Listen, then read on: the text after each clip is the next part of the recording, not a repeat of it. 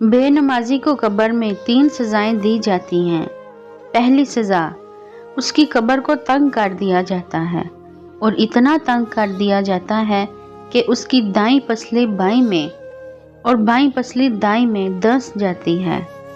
دوسری سزا جو اس کو دی جاتی ہے کہ اس کی قبر میں آگ کو بھڑکا دیا جاتا ہے، اور وہ دن رات اس کے انگاروں میں جلتا رہتا ہے۔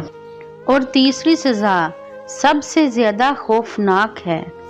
اس کی قبر میں ایک گنجا سانپ مسلط کر دیا جائے گا، جس کا نام اشجاع الاقرا ہوگا۔ اس کی آنکھوں میں آگ ہوگی، اور اس کے ناخن لوہے کے ہوں گے، اور اس کے ایک ناخن کی لمبائی اتنی ہوگی کہ اگر کوئی ایک شخص پورا دن اس پر چلتا رہے تب بھی ختم نہیں ہوگی۔